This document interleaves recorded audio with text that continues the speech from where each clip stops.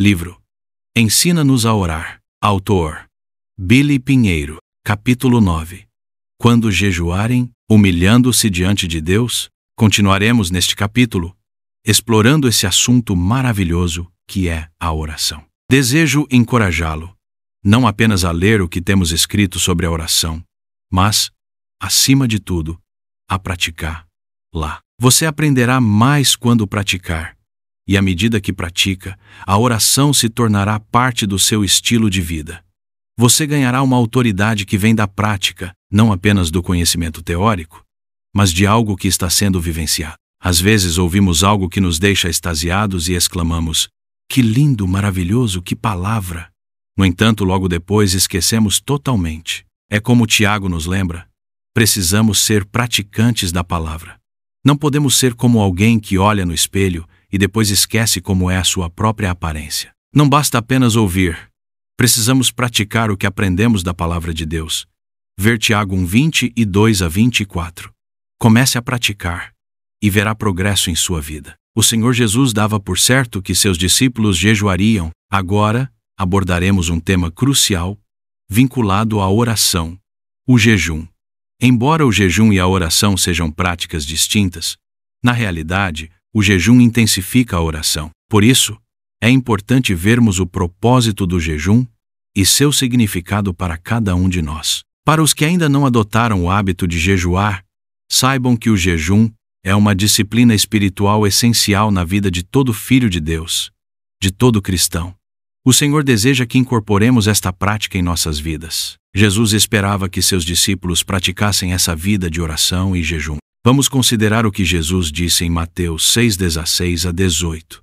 Quando vocês jejuarem, não fiquem com uma aparência triste, como os hipócritas, porque desfiguram o rosto, a fim de parecer aos outros que estão jejuando.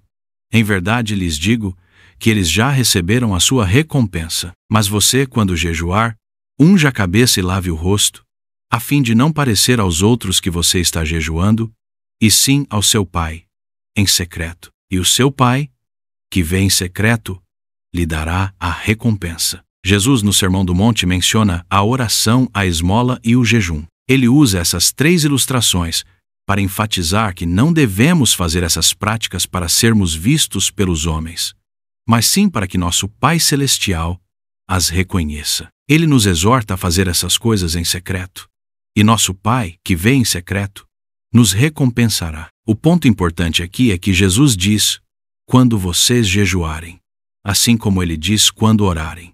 Isso mostra que Jesus esperava que seus discípulos jejuassem, assim como esperava que orassem. Embora não haja um mandamento específico na Bíblia para jejuar, Jesus claramente tinha a expectativa de que cada discípulo dele considerasse o jejum como algo normal e natural em sua vida espiritual. Se até o momento você ainda não incorporou o jejum em sua prática espiritual, desejo encorajá-lo com a palavra do Senhor.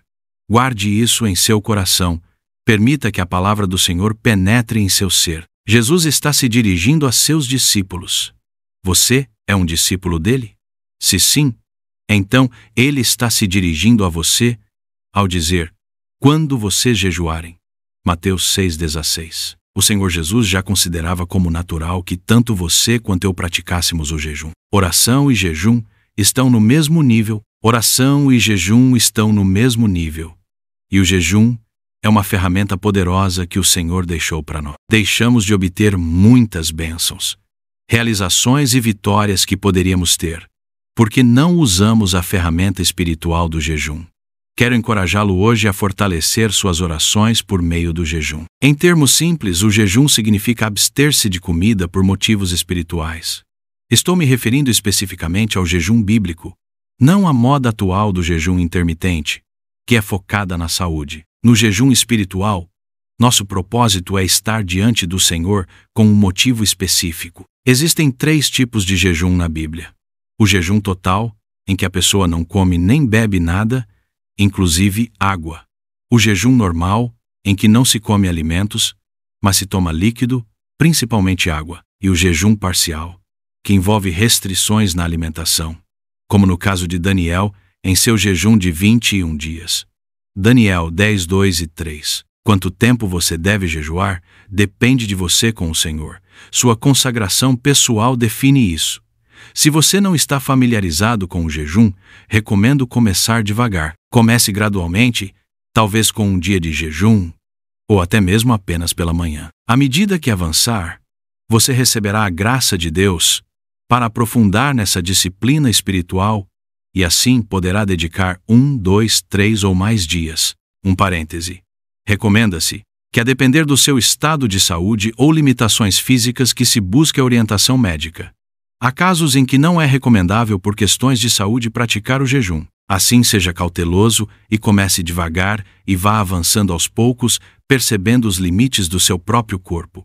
Mas, de um modo geral, todos nós podemos praticar o jejum, ainda que seja o parcial. Exemplos de jejum na Bíblia. Há vários exemplos de jejum na Bíblia. Daniel fez um jejum parcial de 21 dias. No livro de Samuel, vemos que muitas pessoas jejuaram por um dia. 1 Samuel 7:6, 2 Samuel 1:12, 3:35. Em Israel, havia um jejum nacional chamado Dia da Expiação, no qual toda a nação de Israel jejuava. Levítico 16:29. Éster, em uma situação crítica para o povo judeu, proclamou um jejum de 3 dias e 3 noites. Éster 4:16. Paulo jejuou por 3 dias e 3 noites, quando foi chamado pelo Senhor. Atos 9:9, 17-19. Samuel proclamou um jejum de 7 dias. 1 Samuel 30 e 1:13. 2 Samuel 12, 16-23. No livro de Atos ficou registrado que Paulo jejuou por 14 dias. Atos 27:33-34. Moisés jejuou 2 vezes por 40 dias. Deuteronômio 9:9. Êxodo 34:28. Elias também jejuou por 40 dias. 1 Reis 19:8. O Senhor Jesus jejuou por 40 dias. Mateus 4:2. Não existe uma orientação das Escrituras em relação ao tempo de jejum. É uma decisão entre você e Deus. Você deve orar, ler a palavra do Senhor e definir qual será o seu propósito e a duração do jejum. O mais importante não é a forma exata, se será total ou parcial, ou o número de dias, mas sim que você está buscando a Deus com um coração sincero. Propósitos para a prática do jejum. Há diversos motivos para jejuar, conforme podemos perceber nos exemplos da Bíblia. Davi jejuou devido à dor do luto. 2 Samuel 1:12 e 3:35. Em situações de perigo, algumas pessoas jejuaram em busca da proteção do Senhor. Foi o caso de Josafá, que proclamou um jejum quando enfrentou inimigos que se aproximavam de Jerusalém. Segundo Crônicas 23, aqueles que retornaram do cativeiro babilônico também jejuaram para buscar a proteção de Deus em sua jornada. Esdras 8:20 e 1-23. Daniel jejuou em intercessão pelo povo de Israel. Daniel 9:3, 10:2 e 3. O próprio Senhor Jesus jejuou durante 40 dias antes de iniciar seu ministério terreno. Lucas 4:1 e 2. No livro de Atos, vemos profetas e mestres adorando e jejuando em busca do Senhor.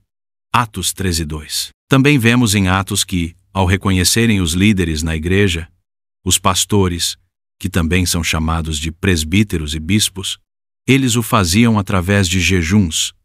Atos 14:23. E quando os apóstolos Paulo e Barnabé foram enviados para a obra de Deus, foram despedidos com oração e jejum.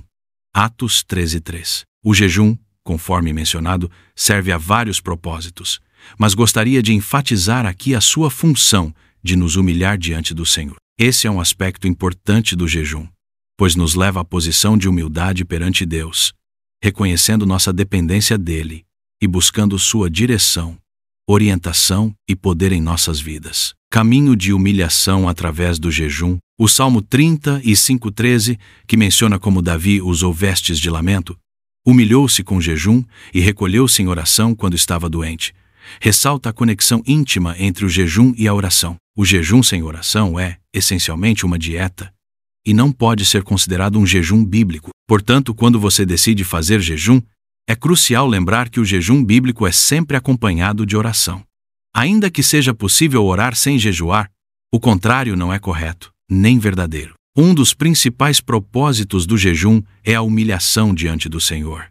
Isso envolve a submissão da nossa alma, que inclui a mente, emoções e vontade ao Senhor. Ao jejuar, estamos declarando que não queremos seguir nossa própria vontade, mas a vontade de Deus. Renunciamos a nossos próprios sentimentos para adotar os sentimentos de Deus. Queremos que nossa mente seja renovada de acordo com a palavra dele.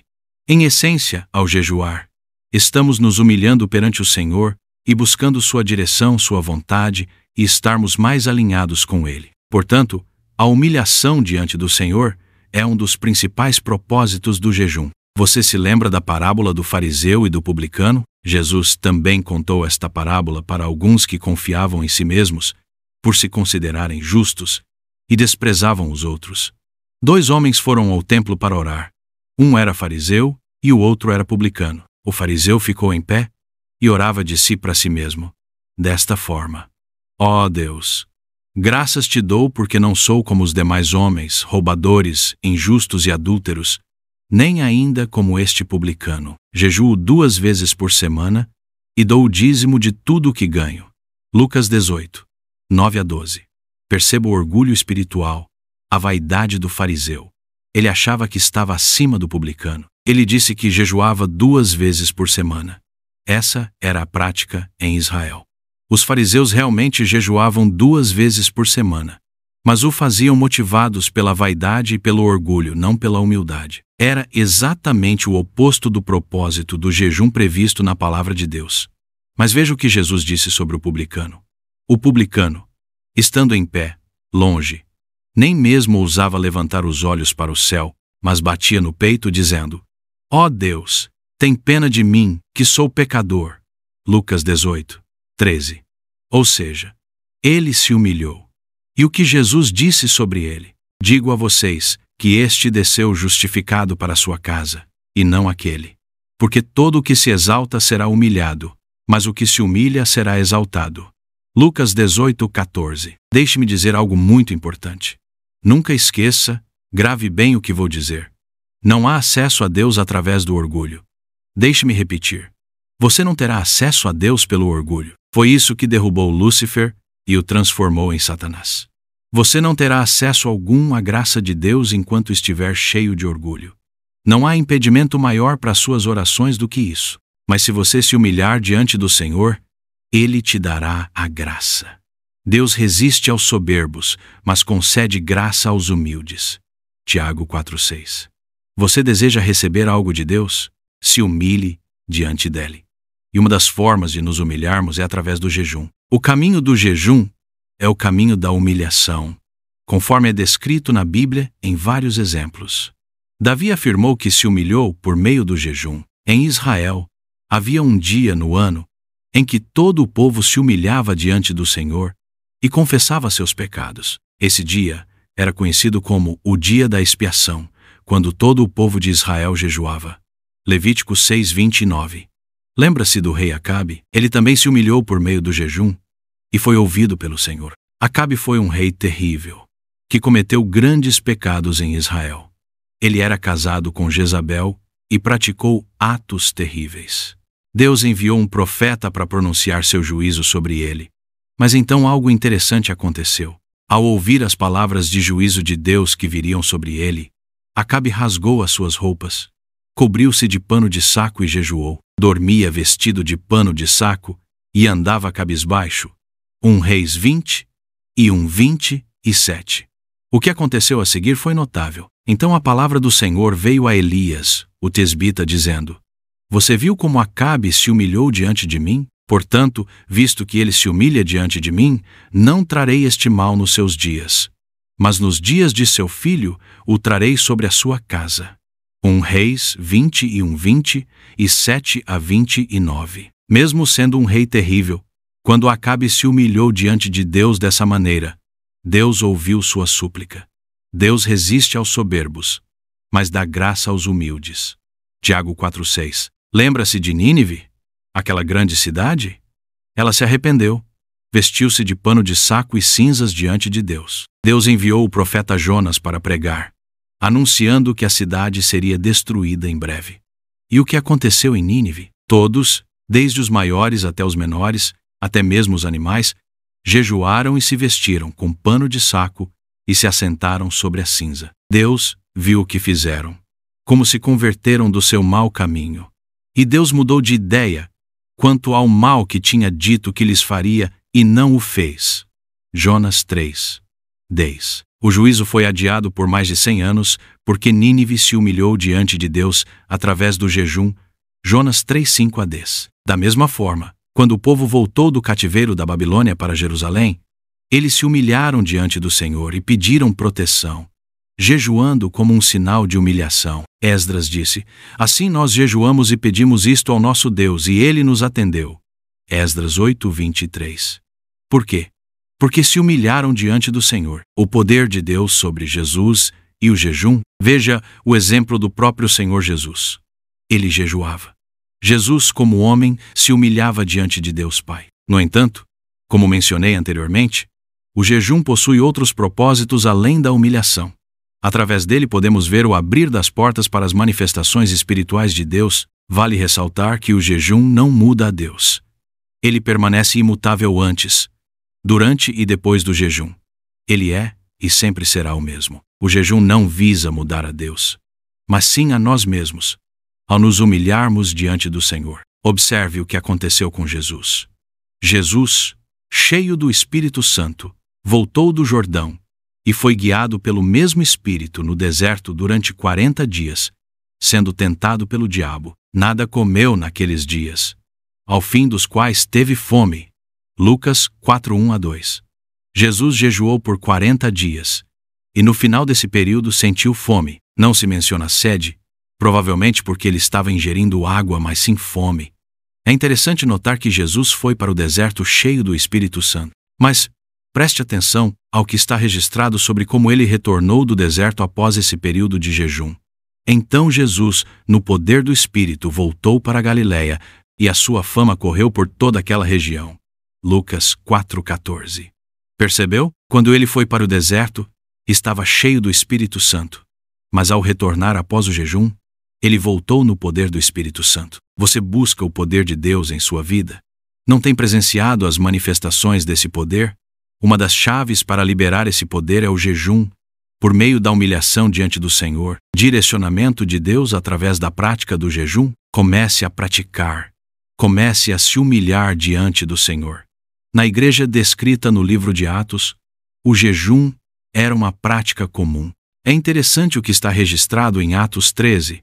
Havia na igreja de Antioquia profetas e mestres: Barnabé, Simeão, chamado Níger, Lúcio de Cirene, Manaém, que tinha sido criado com Herodes o tetrarca, e Saulo. Enquanto eles estavam adorando o Senhor e jejuando, o Espírito Santo disse: separem-me agora, Barnabé e Saulo, para a obra a que os tenho chamado. Atos 13:1-2. Muitas vezes, em nossa prática de jejum, Deus falará conosco, nos dará direção e realizará algumas obras.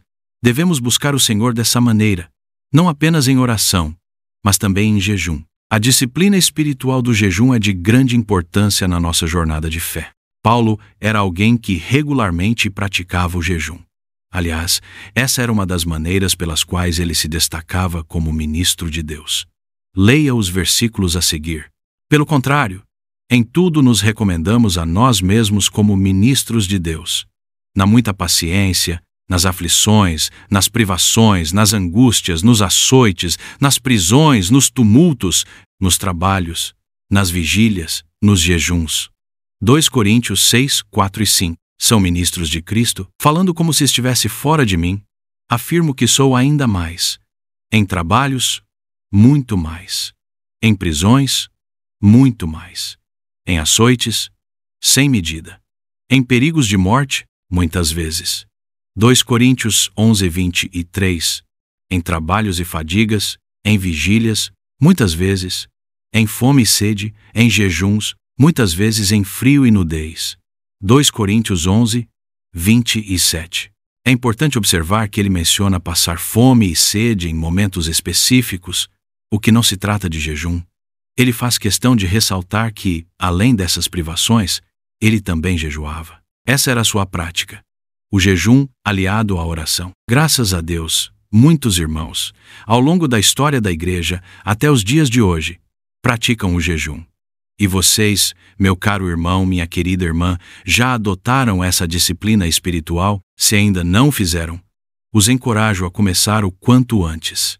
Iniciem com atos pequenos, reservem uma manhã para jejuar e orar ao Senhor, para se humilharem diante dele. Quando seus estômagos começarem a reclamar, dirijam-se ao Senhor, orem e humilhem-se diante do Senhor Deus, e Ele concederá sua graça a vocês. Tenham um propósito ao jejuar, mesmo que seja apenas estar na presença do Senhor, sem motivo específico além de estar diante dele. Às vezes, você orará com objetivos claros, como buscar orientação ou uma palavra de Deus em situações específicas. Pode ser que, ao término do período de jejum, Deus não tenha falado diretamente com você, mas com certeza, como posso testemunhar, você verá resultados. Deus responderá às suas orações, embora a resposta possa não vir no exato momento do jejum, mas em algum momento posterior.